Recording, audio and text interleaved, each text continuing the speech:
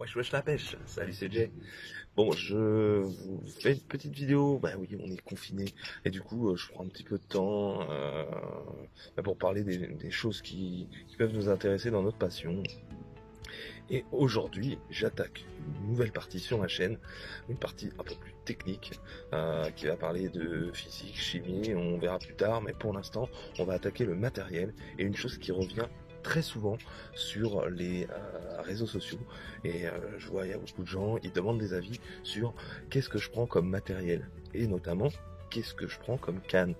Voilà, je voudrais un petit peu, voilà, j'ai un budget de temps, c'est ça qu'il faut savoir déjà, un budget. Déjà, dès que vous avez votre budget, votre panel de choix se restreint. Bon, sauf si vous avez un budget illimité, je vous mettrai une petite anecdote à la fin. Donc là, on va parler de la canne à carpe. Comment choisir sa canne à carpe?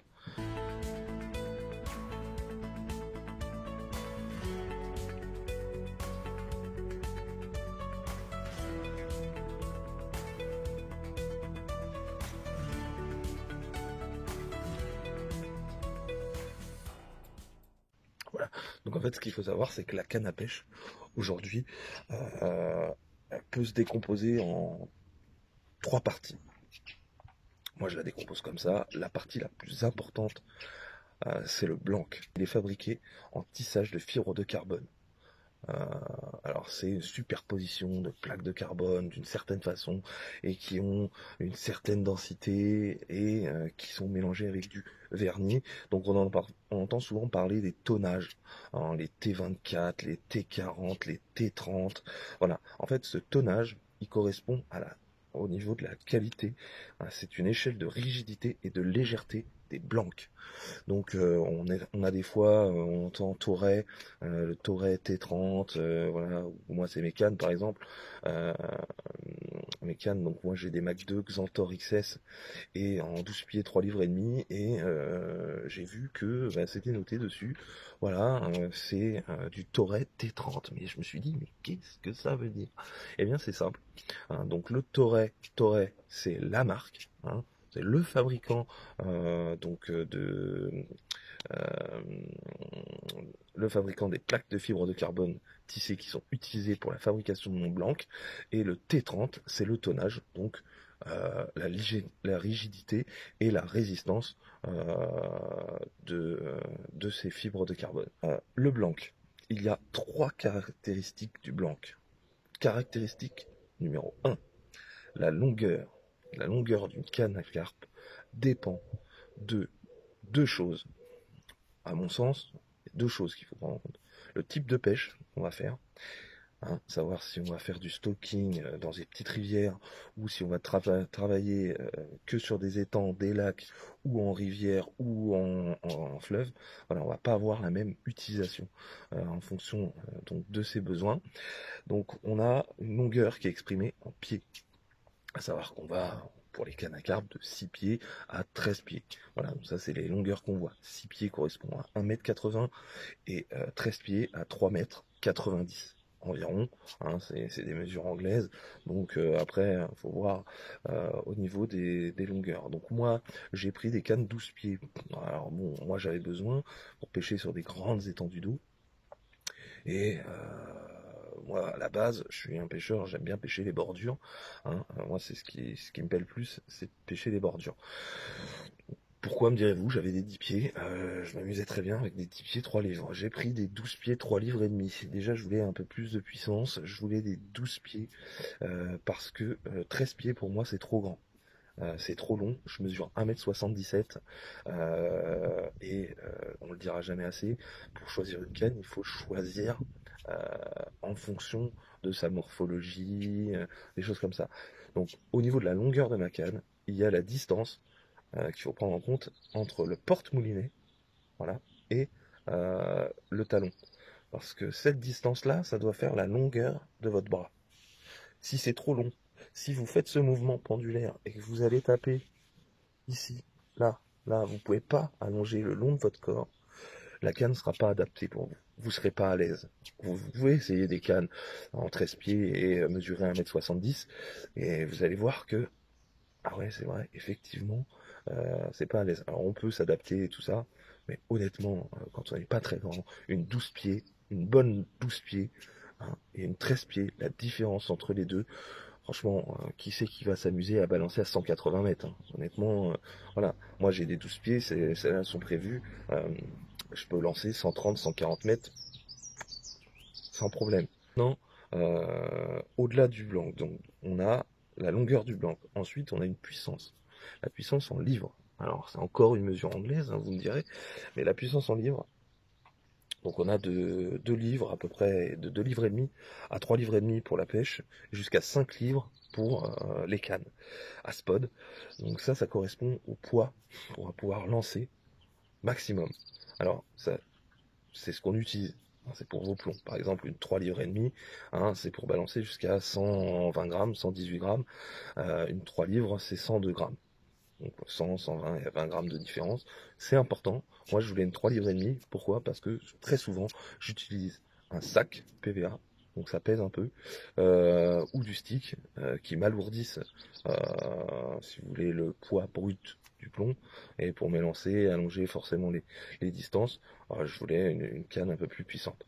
Donc il y a ça, et il y a aussi donc ces livres, ces 3 livres et demi, parce qu'on sait qu'une livre c'est à peu près un demi-kilo, hein, et enfin c'est 456 grammes je crois, hein, si je suis précis. Et en fait c'est la résistance de traction. Vous pouvez utiliser sans abîmer votre blanc. C'est-à-dire que vous avez votre canne, vous prenez un poids de 1,5 kg, vous pouvez le porter avec une canne qui fait 3 livres et demi. Vous ferez votre calcul, ou je vous mettrai peut-être un tableau de correspondance, je ne sais pas trop, mais voilà, c'est du 3 livres et demi, c'est 1,5 kg que vous pouvez soulever brut avec votre canne sans abîmer votre blanc. 3 livres, c'est 1,150 kg à peu près. Donc ça, c'est voilà, c'est de la propriété mécanique, physique. Bon. Troisième point concernant le blanc, c'est pour l'action de la canne. Donc votre blanc, il est conçu pour avoir une action. Et dans la pêche, on a 3 actions différentes qui sont détaillées. L'action de pointe, l'action semi-parabolique et l'action parabolique. L'action de pointe signifie que sur votre canne, le premier quart, donc le quart qui est au niveau de la pointe de votre canne, c'est celui-ci qui va travailler. C'est des cannes assez rigides, qu'on n'utilise pas forcément beaucoup à la carpe.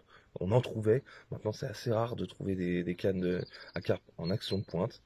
On a aussi l'action parabolique. L'action parabolique, c'est l'ensemble de la canne. Donc c'est des cannes qui sont extrêmement souples. Hein, et pour exemple, simplement, si vous regardez un moucheur utiliser sa canne, vous verrez que c'est l'ensemble de sa canne qui travaille. Le but étant effectivement d'accompagner sa soie lors du lancer. C'est pour ça que vous avez une moulinette aussi sur le talon, hein, de la canne. C'est pour vraiment faire travailler l'ensemble. C'est des caractéristiques qui sont essentielles. Et nous, ce qui va nous intéresser, c'est l'action semi-parabolique. Ça veut dire, c'est sur la moitié de votre canne. Donc la moitié de votre sion, donc c'est tout votre sion qui travaille.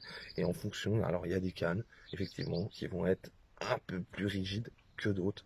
Ça, c'est de l'appréciation. Moi, la mienne, celle que j'ai prise, effectivement, elle est plus rigide que la moyenne, parce que il faut savoir, et vous le trouvez également sur les cannes à spot, ceux qui utilisent des cannes à spot le savent, c'est que pour une canne à spot bien spodée, une canne qui est de pointe, quand vous allez lancer une canne à spod qui est action un peu plus rigide que la moyenne des cannes, vont balancer jusqu'à 170 grammes à peu près, hein, ça permet de balancer des grosses bombes, et ça sur des cannes relativement rigides. Faut savoir aussi que vous avez les émanchements. Donc aujourd'hui, on retrouve très très souvent l'émanchement inversé, c'est-à-dire que vous avez le sion, donc la partie supérieure de votre canne, hein, qui se pose par-dessus la partie basse de la canne. L'avantage, effectivement, c'est au niveau de la rigidité de l'ensemble. Par contre, effectivement, ça crée une faiblesse à ce niveau-là. Il y a ça, et il y a les émanchements Spigot. Les émanchements Spigot, on les trouve encore. C'est quand vous avez un ergot en haut de la partie inférieure de votre canne, vous emmanchez je vous mettrai des photos, ça sera plus simple. Moi j'en avais des cannes, malheureusement, je les ai pas là, elles sont chez mes parents vu que je suis confiné, comme tout le monde.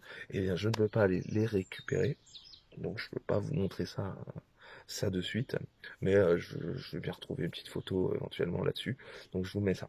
Deuxième chose, et non des moindres, les anneaux. Parce qu'aujourd'hui il y a un grand débat sur anneaux de départ 50, 40 mm.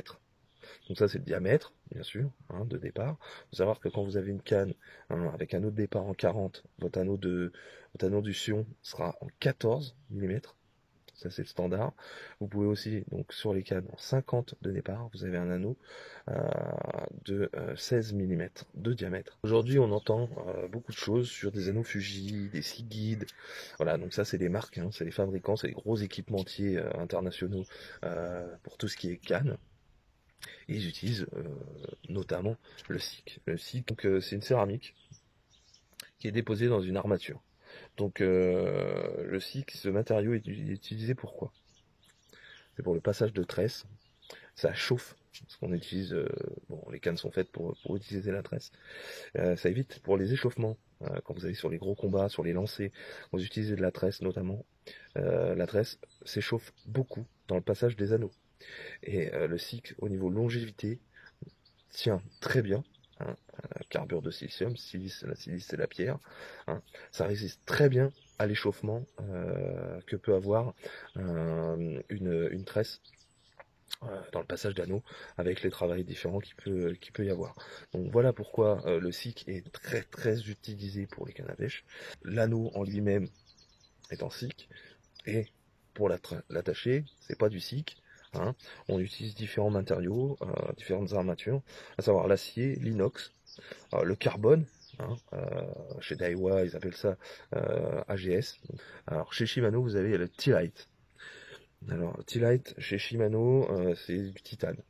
Hein, c'est pour alléger. Hein, après, il y a des différentes formes au niveau des anneaux, au niveau de la position, des anti-emmêlements, des choses comme ça. L'emmêlement, on n'en a pas forcément beaucoup quand on utilise du nylon. On peut avoir ce problème-là de perruquage quand on utilise de la tresse. La tresse, il faut toujours bien l'humidifier. C'est très important. Il faut faire attention à sa tresse. C'est un coup à prendre. On a vu le blanc. On a vu les anneaux. Ensuite, on a tout ce qui est porte-moulinet, poignet. Aujourd'hui, le porte-moulinet, c'est pour moi pas important au niveau de la mécanique. C'est purement esthétique. Hein, on en trouve en carbone, moi celui que j'ai pris, hein, il est en finition carbone, c'est tout beau, c'est tout joli. C'est fabriqué chez Fuji aussi, on en trouve, c'est les mêmes équipementiers que les anneaux. Hein, vous allez retrouver les mêmes marques qui fabriquent ce genre d'éléments. Donc voilà, donc vous avez ça, vous avez la finition du grain, vous avez votre poignet, hein, on retrouve des shrinks, des corks, de la mousse EVA. Alors avant on trouvait beaucoup de mousse ou le cork. Et on en avait un au niveau de la poignée, on avait un ergot au-dessus de la poignée, et on l'avait sur le talon. Maintenant, c'est vrai qu'on les enfoule, donc sur toute la poignée. Bon, après, sur les cannes à carpe, moi j'aime la finesse de la canne, donc je préfère du shrink, hein, de l'antidérapant. Moi, j'ai pris avec du shrink sur toute la longueur, et je le regrette pas, parce que franchement, c'est hyper agréable en combat. Même si j'ai pas eu l'occasion, hein, puisque je les ai achetés au mois de janvier, et que j'ai fait une sortie avec. Deux sorties, et j'ai eu l'occasion d'avoir seulement 3 départs dessus. Donc j'ai pas eu l'occasion de beaucoup les utiliser, mais voilà, c'était une prise en main. J'ai pas, je suis frustré. Ah, ça me rajoute de la frustration là-dessus. Voilà. Rappelez-vous une seule chose concernant votre canne à pêche. Il n'y a que vous qui allez pêcher avec. Essayez-la de toute façon. J'espère que les petites informations que je vous ai données vont vous aider à vous aiguiller un petit peu là-dedans. Aujourd'hui, ça se vaut beaucoup. Si vous voulez des bonnes cannes, vous en trouvez des très bonnes, entre 70 et 100 euros en moyenne. C'est très valable, toutes ces cannes-là, même pour moins cher. Hein, si vous prenez sur des 6 pieds, 6 pieds, 8 pieds, 9 pieds, 10 pieds, vous trouvez des bonnes cannes à 50 euros, hein. Pas la peine de se prendre la tête. Hein. Après, c'est juste une question de feeling que vous pouvez avoir. Déjà, il y en a qui aiment beaucoup certaines marques, d'autres qui aiment pas du tout. Donc chacun fait son choix en fonction d'eux. Moi, j'étais là pour vous expliquer un petit peu d'où vient tous ces sigles, ces logos, toutes ces choses qu'on peut trouver sur la toile ou en magasin. Donc en espérant vous avoir aidé un petit peu, je vais vous mettre quelques images d'actions de pêche pour que vous vous rendiez compte. Et puis écoutez, je vous dis à très bientôt. Salut.